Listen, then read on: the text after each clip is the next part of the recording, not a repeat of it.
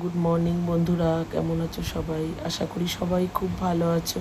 তা আজকে চলে এসেছি একটা ডেলি ব্লগ নিয়ে।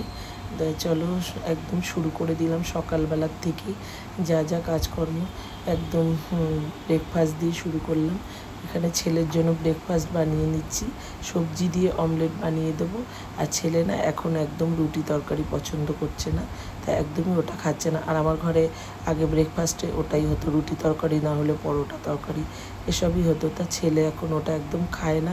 তা ওর বাবাও বাড়িতে থাকে না, এখন ওর বাবার মর্নিং ডিউটি। তা আগে নাইটে ছিল, এখন মর্নিং ডিউটি। তা আমার আর ননদের জন্য আবার কি করব, মেয়েদের তো, আমরা মেয়েরা তো তাই ভাবি না যে যা হোক একটা কিছু খেয়ে নিলেই হবে। তা ছেলেকে এই ব্রেকফাস্টটা বানিয়ে দিচ্ছি। কখনো কখনো এরকম অমলেট আমিও খেয়ে নিই, তবে ননদ কিন্তু খায় না, ও এগুলো পছন্দ করে না। ও কখনো ভাত খেয়ে নেয় বা কখনো রুটি থাকলে খেয়ে নেয় বা মুড়ি চিড়ে এসব দিয়ে ওর টিফিনটা করে নেয়। তা ছেলেকে সবজি দিয়ে এই যে একটু গোলমরিচের গুঁড়ো দিলাম, একটু নুন দিয়ে দুখানা ডিম ফাটিয়ে একটা অমলেট করে দেবো। কখনো কখনো এর মধ্যে আবার ওটসও অ্যাড করি, তবে আজকে আর ওটস দিলাম না। ছেলে বললো যে মা একটু অত ভারী করে করতে হবে না, ওটসটা দিতে হবে না, আজকে অত ভালো লাগছে না খেতে। তার জন্য এই একটা অমলেট করে দিচ্ছি। আর ওদিকে অ্যাপেল জুসটা তো বানিয়ে নিয়েছি।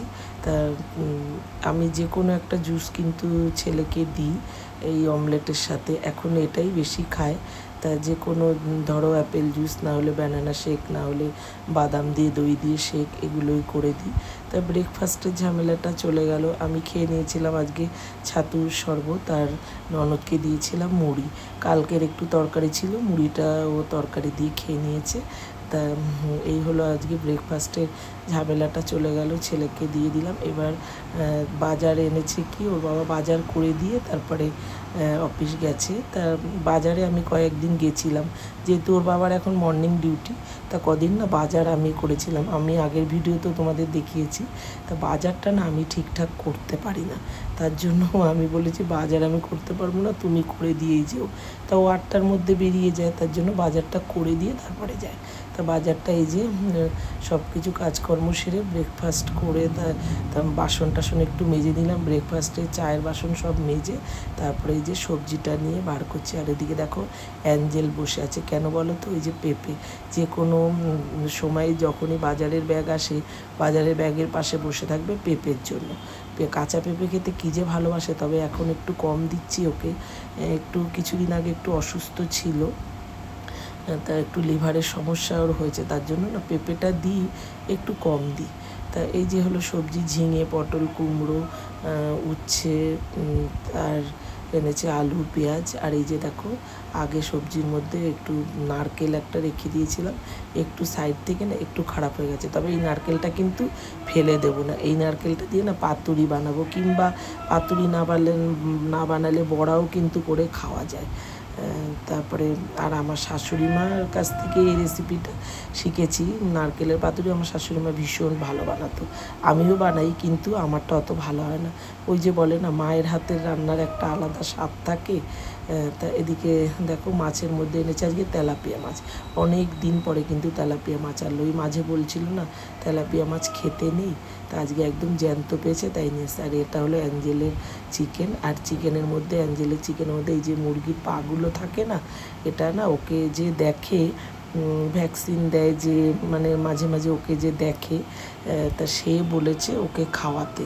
এটা যেহেতু ওর পায়ের একটা সমস্যা আছে, তো তার জন্য আমরা কিন্তু চিকেনের সাথে ওকে এটা দিই, তাতে ওর পায়ের জোরটা অনেকটা বেড়েছে। তা চলো এদিকে আবারও বাসন কোসন মেজে একদম গুছিয়ে তারপরে রান্না করবো। আমি প্রত্যেক সময় এটাই করি, সব কিছু গুছিয়ে নিই, তারপরে আমি রান্নাটা বসাই, গ্যাসটা ধরাই। তাতে আমার 1 থেকে 1.5 ঘন্টার মধ্যে রান্না কিন্তু কমপ্লিট হয়ে যায়।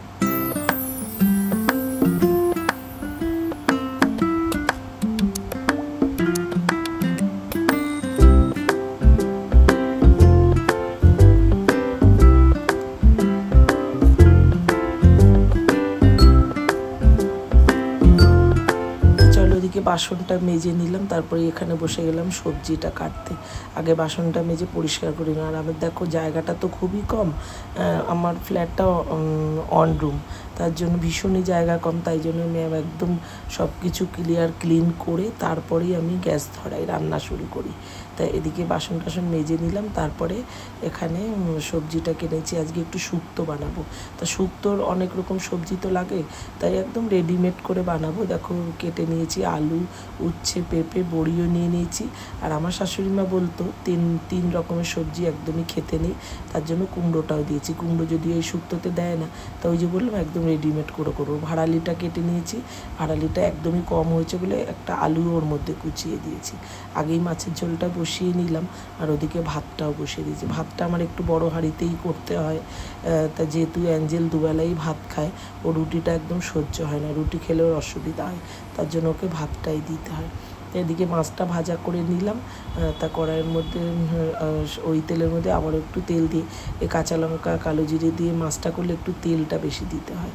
তারপরে কাঁচা লঙ্কা, নুন, হলুদ একসাথে দিয়ে খুব বেশি নাড়া যাবে না, একদম জলদি কিন্তু জলটা দিয়ে দিতে হবে, না হলে হলুদটা পুড়ে গেলে রঙটা একদমই বিচ্ছিরি হয়ে যাবে। যখনই ঝোলটা ফুটে উঠবে তখনই কিন্তু মাছটাকে দিয়ে দিতে হবে। তা দেখো আবারও 2-4টে বাসন পড়েছে, তা ওই যে বললাম জায়গা এত কম, তার জন্য যখন যে বাসনটা পড়ে আমি একদম মেজে নিই, কেননা সিঙ্কের মধ্যেই আমার ভাতের হাঁড়িটাও উপর দিতে হবে, তার জন্য। মাছের ঝোলটা এদিকে হয়ে গেল। তারপরে এই যে এখানে দেখো শুক্তোটা, এই কুমড়ো আর উচ্ছেটা ভেজে নিলাম, আর ওদিকে পেঁপে আর আলুটা প্রেসারে সেদ্ধ করে নিয়েছি একটু নুন দিয়ে। তা এই যে একদমই রেডিমেড শুক্তো বানাচ্ছি, এইভাবে কিন্তু খুব ভালো হয়, তা পেটের পক্ষেও ভালো। তা একটা শুক্তোর মশলা আমি ঘরেই বানিয়েছি।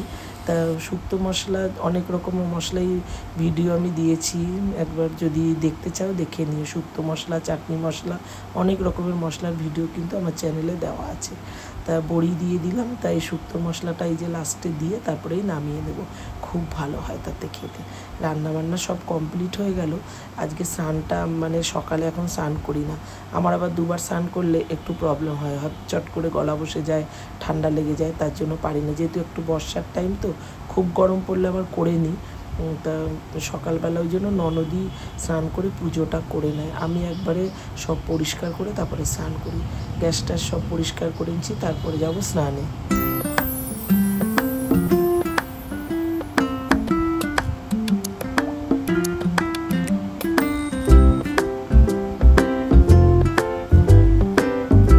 চলে সব কিছু পরিষ্কার করে নিলাম। দেখো তা ওর বাবাও চলে এসছে অফিস থেকে, তা আমাদের আবার কোনো কাজের লোক নেই জানো, আমি আর ননদ দুজনে মিলেই করে নিই, এইটুকু তো জায়গা হয়ে যায়, ননদ সব কিছু করে না। আর ওই যে পেটিগুলো দেখতে পাচ্ছ, ওগুলো না আমার ছেলে তো এমার, তা ওই মাল এসছে, তাই জন্য এদিক ওদিক পেটি ছড়িয়েই থাকে। ছোট্ট ঘর এইভাবেই গুছিয়ে রাখি। স্নান করে চলে আসলাম, আর ওদিকে দেখতেই পেলে ননদের কোলে ছোট্ট একটা ডগি, ওই যে বৌদি মারা গেছে তার মেয়ে আছে এখানে, তা ওদের একটা ছোট্ট ডগি আছে লাসা, তা ওকে কোলে নিয়ে অ্যাঞ্জেলকে একটু জল দিয়ে দিল। তা আমি এদিকে স্নান করে চলে আসলাম।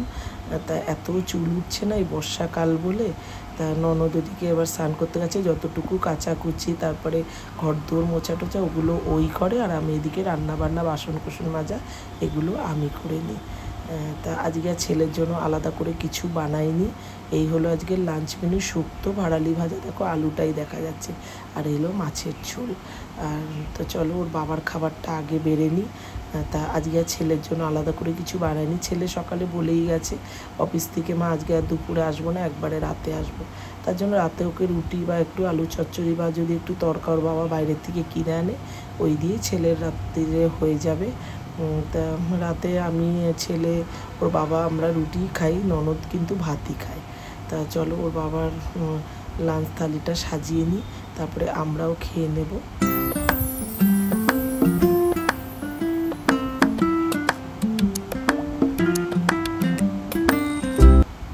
তা চলো এই যে লাঞ্চ থালিটা সাজিয়ে নিই, কেমন লাগলো জানিও। তা ওর বাবাকে ডাকলাম, এবার খেয়ে নাও।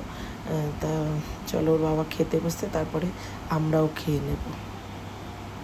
আর এই যে দেখো খেতে বসেই প্রথম যেহেতু ভিডিও করছি দেখাচ্ছে তোমাদের ভালো হয়েছে, আর আমার রান্না তো যেটাই দিই সেটাই ওর ভালো লাগে। চলো তাহলে আজ আসি, সবাই ভালো থেকো, সুস্থ থেকো, সাবধানে থেকো। আবার দেখা হবে পরের একটা ভিডিওতে।